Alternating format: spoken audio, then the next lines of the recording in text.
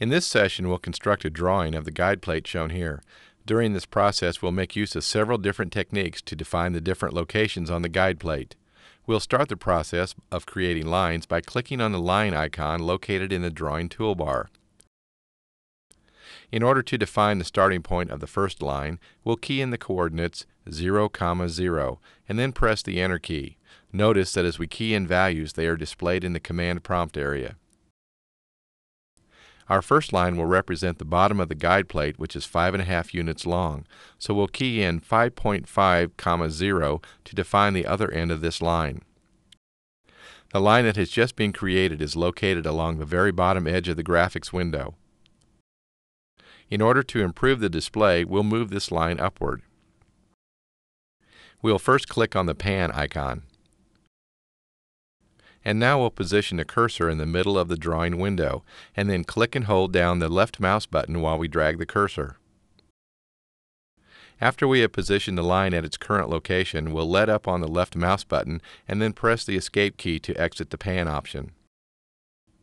We'll now create a vertical line that is 2.5 units long by using the relative rectangular coordinates entry method. This is done by keying in an @ sign followed by the coordinates 0, 2.5.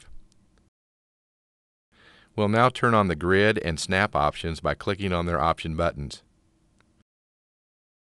Since the next line has endpoint coordinates x equals 8, y equals 2.5, we'll move the crosshairs over the grid to this location and then click the left mouse button.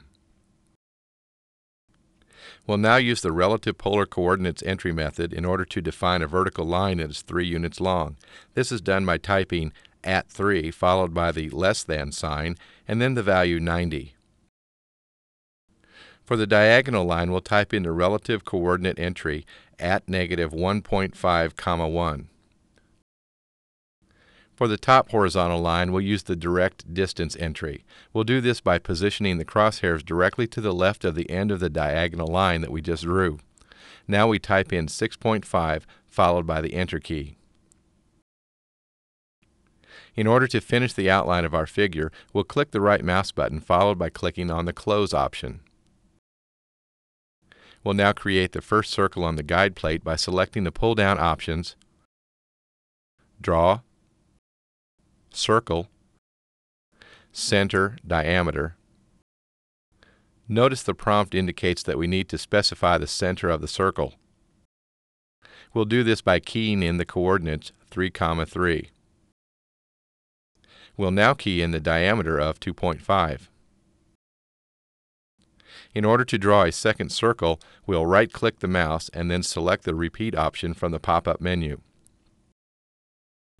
We'll now use the relative coordinate entry method to define the center of the next circle, so we'll key in @2.5, 2. And then we'll key in 1.5 for the diameter of the circle.